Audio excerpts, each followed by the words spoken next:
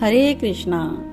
योगेशं सच्चिदानन्दं वासुदेवं व्रजप्रियं धर्मसंस्थापकं वीरं कृष्णं वन्दे जगद्गुरुं। सभी प्यारे प्यारे भक्तों का स्वागत करती हूँ मैं पूजा कृष्णादासी कृष्णा डिवोशन यूट्यूब चैनल पर। हम सभी प्रभु के चरित्र की अद्भुत गाथाओं का श्रवण कर रहे हैं। प्रभु ने जो लीला पृथ्वी पर आकर घटित की है उस लीला कथा का हम श्रवण कर रहे हैं और श्री कृष्ण चरित्र अमृतम नामक अद्भुत ग्रंथ का आस्वादन कर रहे हैं। कल तक हम श्रवण कर चुके हैं कि मथुरा में कंस के वध के बाद विजय का उत्सव मनाया गया और महाराजा उग्रसेन को मथुरा का राजा बनाया। और आज हम इसके आगे श्रवण करेंगे भाग 202। आज नंद बाबा पूछ रहे हैं क्या कन्हैया वासुदेव है? तो आइए श्रवण करते हैं। महाराज उग्रसेन फिर से मथुरा के राजा बन गए हैं। वसुदेव देवकी ने आज कारागार से बाहर आकर खुली हवा में सांस लिया है। सेवक सेविकाओं ने उनको स्नान कराया, सुगंधित तेल का मर्दन किया, सुंदर सुंदर वस्त्र धारण कराए। राजमहल तो वसुदेव और देवकी को ही उग्रसेन ने दे दिया था। जब वसुदेव ने मना किया तो उग्रसेन का कहना था, आपके पुत्र ने ही मुझे राज्य सत्ता दी है, आपकी ही दी गई गद्दी पर ये उग्रसेन आसीन है, इसलिए राजमहल में आप ही रहेंगे। महाराज उग्रसेन की बात टाल ना सके वसुदेव, इसलिए इन्होंने राजमहल में ही रहना स्वीकार किया। श्री कृष्ण का महल कुछ दूरी पर था। यमुना का किनारा, शांत वातावरण, नगर के कोलाहल से दूर। कंस की मृत्यु के बाद उसकी 2 पत्नियां अपने पिता के घर चली गई और बाकी कुछ एक कंस के जो समर्थक थे उन्होंने भी मथुरा को छोड़ देना ही उचित समझा और रात ही रात वो मथुरा से भाग गए। उद्धव जी विदुर जी को वृंदावन में यमुना के किनारे बैठकर यह सब कथा सुना रहे हैं और उद्धव अब प्रसंग को आगे बढ़ाते हैं। वसुदेव जी ने पूछा, अरे ब्रजराज कहाँ है कृष्ण? सजल नयन से वसुदेव जी को देखा श्री कृष्ण ने। कुछ देर तक तो वो बोल ना सके, कंठ भर आया। वो यमुना के किनारे मेरी प्रतीक्षा कर रहे हैं, श्री कृष्ण इतना ही बोले। वसुदेव ने तुरंत रथ लिया और यमुना के किनारे ब्रजराज के पास चल दिए। तुम भी चलो कृष्ण, एक बार कहा वसुदेव जी ने, पर श्री कृष्ण बोले, आप ही जाकर उन्हें ले आइए। वसुदेव जी चल दिए। मन में उत्साह है ब्रजराज से मिलने का। और रास्ते में, बाबा एक बात तो बताओ, मथुरा में सब लोग अपने कन्हैया को वासुदेव क्यों कह रहे हैं? मैंने एक नागरिक से पूछा तो कहने लगा हमारे वसुदेव के पुत्र हैं। ऐसा कुछ नहीं है। मनसुख की बातों को बाबा ब्रजराज ने तुरंत ही काट दिया। आचार्य गर्ग ने जब नामकरण किया था ना उनका, तो उन्होंने यह नाम रख दिया था वासुदेव। अब इसका यह मतलब थोड़ा हुआ कि वसुदेव का पुत्र है हमारा लाला। अपने आंखों को मलने लगे ब्रजराज, लगता है अपने आंसुओं को छिपा रहे थे। श्री दामा ने पूछा, बाबा क्यों नहीं आया कन्हैया अब तक? वहां देखा नहीं कितनी भीड़ थी। बाप रे, मनसुख बोला, बाबा मैं तो जा ही नहीं पाया कन्हैया तक, उसको तो भीड़ ने कंधे पे उठा लिया था और जय वासुदेव बोल रहे थे। बाबा बुरा लगता है जब अपने कन्हैया को कोई वासुदेव कहता है तो।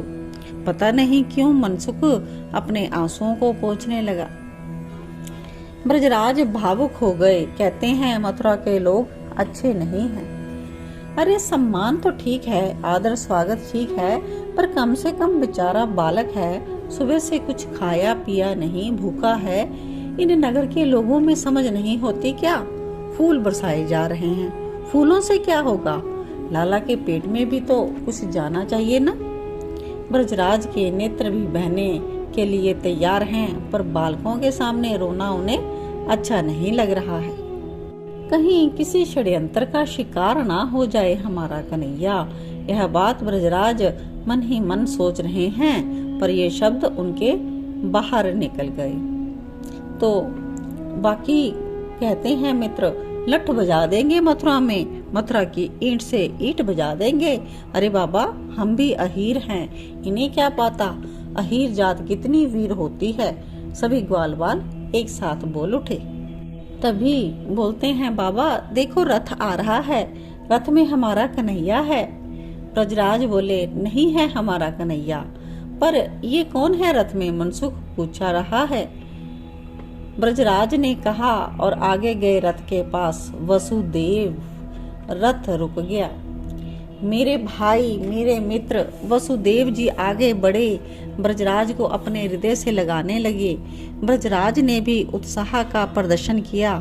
कहने लगे, कन्हैया नहीं आया?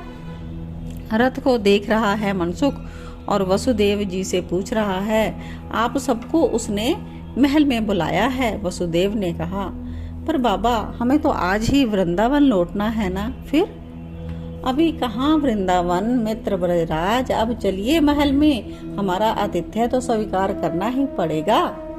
ब्रजराज बहुत बोले हैं, मन की बात कह नहीं पाते।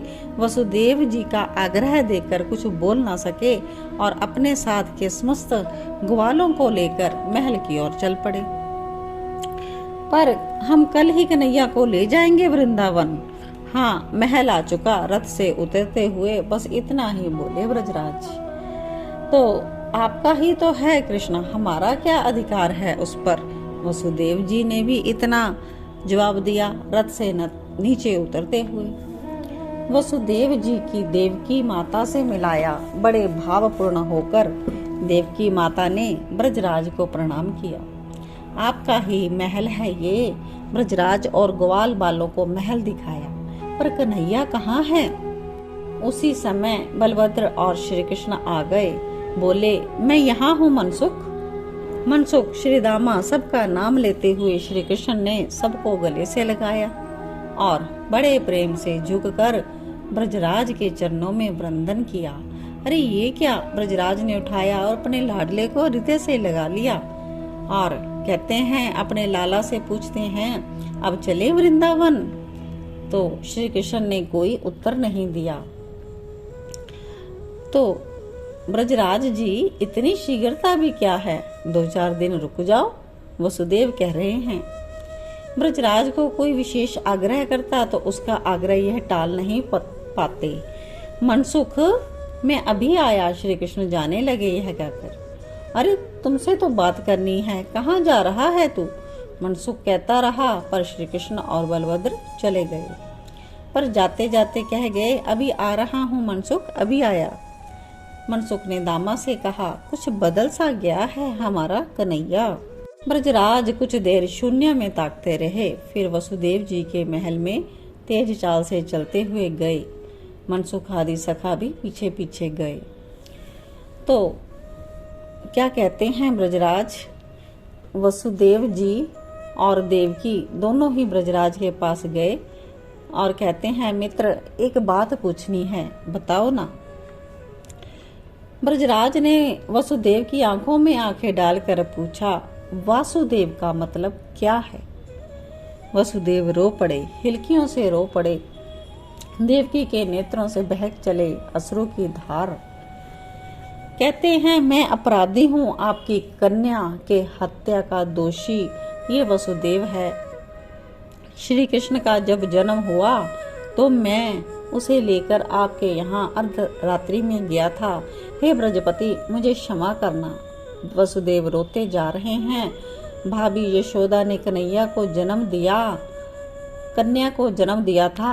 मैंने वहां जाकर अपना पुत्र भाभी की बगल में सुला दिया और आपकी कन्या को ले आया और कंस ने उसे मार दिया। वसुदेव रोते रोते गिर गए ब्रजराज के चरणों में। मैं किस मुंह से कहूँ कि कृष्ण मेरा पुत्र है? वसुदेव ने तो दोनों हाथों से अपना सिर पकड़ लिया। वो आपका ही है चोर है वसुदेव तो आपकी कन्या का चोर, हत्यारा है वसुदेव आपकी कन्या का हत्यारा। धिक्कार है मुझे, मैं नीच हूँ। ब्रजराज ने सुना, वैसे उन्होंने और कुछ नहीं सुना, बस यह स्पष्ट सुना कि श्री कृष्ण वसुदेव का पुत्र है, यानी वासुदेव। नंद नंदन नहीं, नंद नंदन नहीं है कृष्ण। तो चक्कर आने लगे ब्रजराज को, सिर घूमने लगा उनका, मूर्छित होकर गिर गए धरती पर।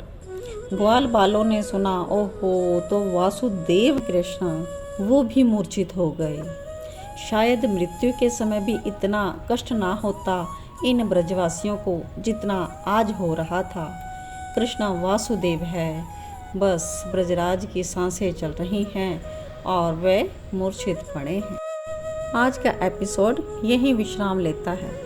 इसके आगे हम नेक्स्ट भाग में श्रवण करेंगे कि ब्रजवासी किस प्रकार से भारी मन लिए वृंदावन लौटे।